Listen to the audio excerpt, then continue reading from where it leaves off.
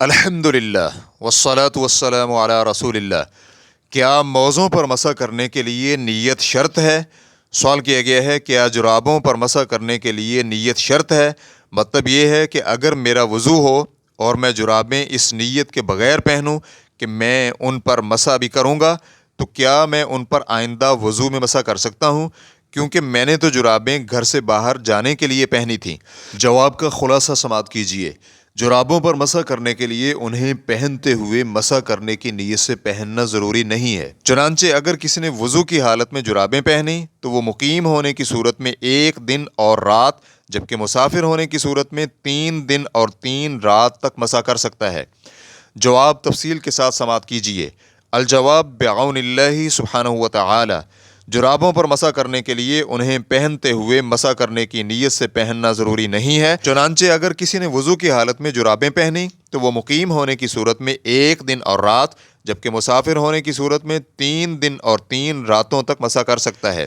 موزوں اور جرابوں پر مسح کرنے کی شرائط جاننے کے لیے سوال نمبر 9640 کے جواب کا مطالعہ کیا جا سکتا ہے۔ شیخ ابن عثیمین رحمہ اللہ سے پوچھا گیا، کیا موزوں پر مسح کرنے کے لیے انہیں پہنتے ہوئے مسح کرنے اور مدت مسح کی نیت کرنا شرط ہے؟ شیخ رحمہ اللہ کا جواب تھا، یہاں نیت واجب نہیں ہے، کیونکہ شریعت میں مسح کو صرف اس بات سے منسلک کیا گیا ہے کہ موزوں کو وضو کی حالت میں پہنا گیا ہو، اس لیے یہاں نیت کی ضرورت نہیں ہے۔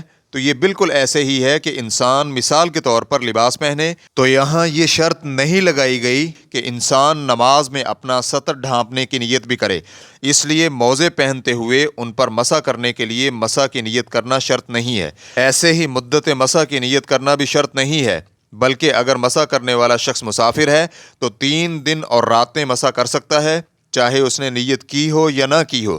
اسی طرح اگر مسح کرنے والا شخص مقیم ہے تو 1 دن اور رات مسح کر سکتا ہے، چاہے اس نے مسح کی نیت کی ہو یا نہ کی ہو۔ ریفرنس کے لیے دیکھیے مجموع فتاوی ابن عثیمین رحمہ اللہ، جلد نمبر 11 صفحہ نمبر 117۔ واللہ تعالی اعلم۔ اسلام QA ریکارڈنگز مؤسسۃ الشیخ محمد صالح المنجد، المملکۃ العربیۃ السعودیہ، فتویٰ نمبر 112323۔ والسلام علیکم ورحمۃ اللہ وبرکاتہ۔